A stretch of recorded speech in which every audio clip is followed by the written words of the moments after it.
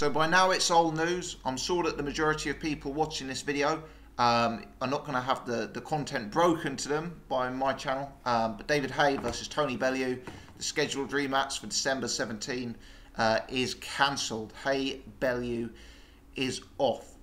It's been confirmed by a variety of sources, including Eddie Hearn on Twitter, who has released something of a press release via the Matchroom website. In that press release, David Haye is quoted. For those of you who haven't yet seen that, I'm going to give a brief extract quoting David Haye. David Haye says, "I am devastated to announce my much anticipated rematch against Tony Bellew has been postponed until March 24th or May 5th, subject to scheduling," said Haye. "Despite the recent injury rumours, I was in perfect condition with an incredibly strong training camp, currently weighing lighter than I have done for more than 5 years. I couldn't wait to get back in the ring. I was ready to rewrite the end of the Haye Bellew saga. Unfortunately, after a freak accident during a stair conditioning session, which I've done with no incident hundreds of times, I lost my footing and slipped, so instinctively grabbed the banister to stop myself toppling down the stairwell. In doing so, I somehow managed to damage my bicep in the process. This afternoon I underwent a procedure to repair it. This was pretty straightforward, and the doctor and physiotherapist have no doubt that not only will I make a recovery, but will be able to be back in the gym to start my arm rehabilitation in 2 weeks." Now, in a subsequent release that I saw, again, saw via Eddie Hearn's Twitter, it confirmed that tickets for the original event would still be valid for the rescheduled date, whenever that is to be confirmed. So Haye Bellew is off, but reading between the lines, Haye Bellew is actually still on. It's just going to be postponed and rescheduled for the first half of 2018. Now, subsequent to this news coming out, Twitter went mental, as you'd expect. Tyson Fury has had various comments, various Instagram posts, various tweets suggesting that he would happily look to jump ahead of the queue of David Haye and fight Tony Bellew. There's also been a lot of people on Twitter asking if Whyte could step up and still fight Tony Bellew on the original date. You know, it looks like that original date is going to be cancelled. It doesn't look like Tony Bellew is going to fight on. And you know what? When we look at who was supposed to be on the undercard for that, I heard that Haye Davis would be in a big fight on the undercard. I understand he's got an injury. I also heard that Dave Allen versus Lenro Thomas was going to be on that undercard, but I've heard that that fight is in far from certain, let's say, from Kenny Porter's mouth, I heard the other day. So, you know, the bill seems a little bit to have fallen apart. Obviously, the main event is now gone.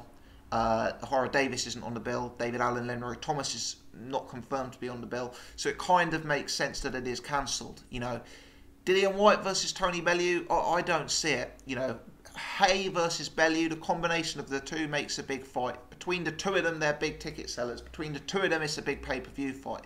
Individually, I'm still not sure that without the pulling power of David Haye and the relationship that the two have between the, you know, with the sort of animosity there, I'm still not sure that Tony Bellew's the kind of guy who's going to sell 20,000 tickets at the O2 in London and sell 500,000 buys on pay-per-view. I think they kind of need each other, or certainly Bellew needs Haye to make that much of a wave. So I initially thought, you know, that the sort of combination of Bellew and Whyte was highly, highly unrealistic. You know, especially at such short notice. With the Tyson Fury situation, obviously Fury's a huge name, but come on, it's unrealistic. Tyson Fury's at least 5 stone overweight, maybe more than that. As I understand it, you know, whilst it's anticipated he will be cleared of all the charges against him, I'm unaware that he has yet to be cleared.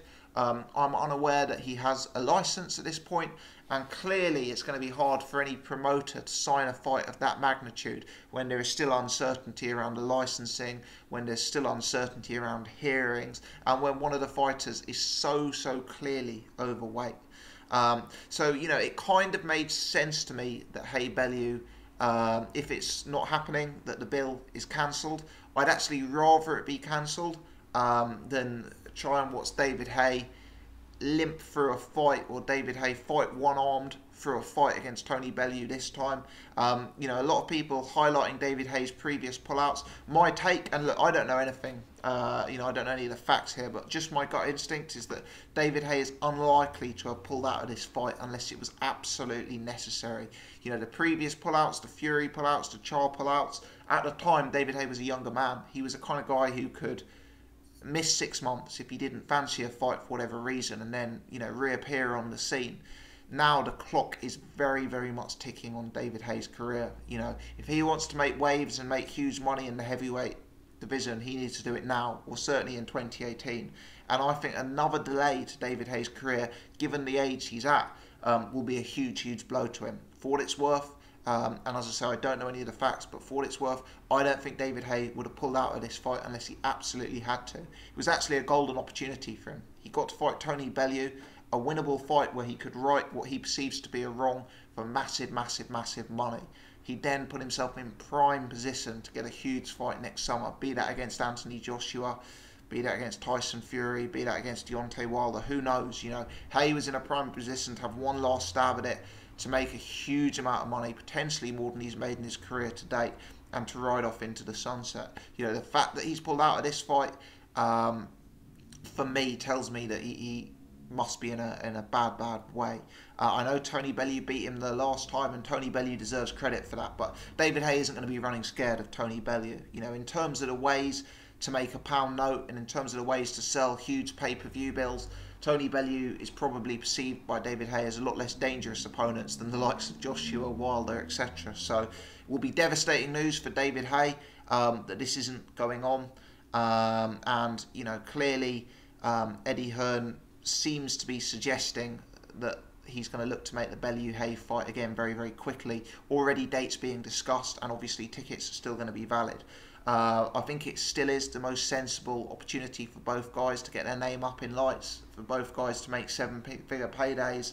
And frankly, there's going to be more money even for Tony Bellew in the David Haye fight than there is, you know, in a likes of a Dillian Whyte fight. You know, a Dillian Whyte is not a proven pay-per-view headliner on his own. There's no, you know, there's no. I know there's some Twitter beef between the two of them, but there's no promotion for that so far. There isn't the same history as you have with David Haye. You know, for what it's worth, not actually the worst thing for Tony Bellew. You know, Tony Bellew was going into this fight as an underdog, despite the fact that he won first time out. He's now going to be fighting a David Haye who's yet another 3, 4, 5, 6 months older. You know, David Haye is going to be getting older every day. And not only older in terms of age, not only older in terms of years, months, weeks, days, older in terms of damaged. You know, yet another injury. How many injuries has David Haye had in his career? This is another injury. You know, I once read a tweet, this is several years ago, saying if David Haye releases a biography or an autobiography one day, it should be called Head, Shoulders, Knees and Toes, because that is the story of his career. You know, injury after injury after injury, and this time, supposedly the bicep.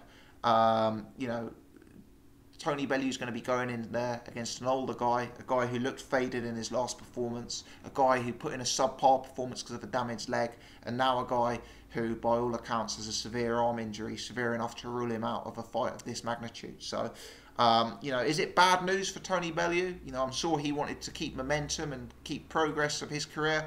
But, you know, in terms of actual result of the rematch, David Haye getting a bit older, David Haye's body breaking down that a little bit more, you know, that's no bad thing for Tony Bellew's chances in this fight. You know, let's see. Realistically, it's another nail in David Haye's coffin. And even if he comes back and looks devastating at his career lightest and knocks out Tony Bellew in 30 seconds, you know, are we really going to be getting excited for a David Haye-Joshua fight at this stage, knowing that David Haye of late has pulled out of more fights than he's actually contested? You know, that is the key question with his marketability going forward. Unfortunately, despite David Haye's best achievements, when we look back on his career in 5, 10, 15, 20 years' time, I wonder if he's going to be known as a guy who didn't quite hit the heights that he could have done. You know, the real hardcore boxing fans will remember the fact that he unified belts at the cruiserweight division. The real hardcore will remember the Nikolai Valuev performance. But realistically, in hindsight, will people more remember David Haye for pulling out against Tyson Fury, for going on I'm a Celebrity, getting out of here, for the farce of a fight against Audley Harrison, now for this pullout, the loss to Tony Bellew, the pullout in the rematch. Unfortunately, David Haye had some great moments in his career. I'm a huge David Haye fan, by the way. I've got to lay my cards on the table. He's been one of my favourite fighters growing up.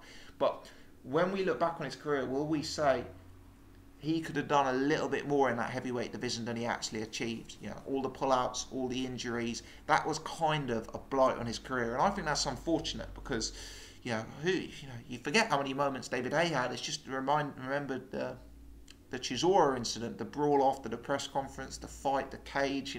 Brings it all back, even talking about it.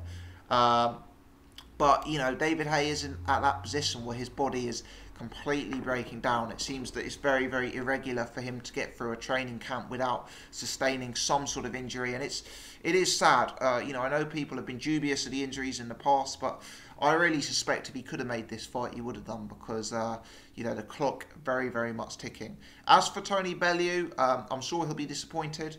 David Haye getting another bit older, another bit weaker. No bad thing for him. I think it's the sensible business decision to get this fight back on. Clearly it's a fight that's created a lot of demand at the box office. It's sold out, as I understand it, quite quickly. The Tyson Fury fight, just not realistic.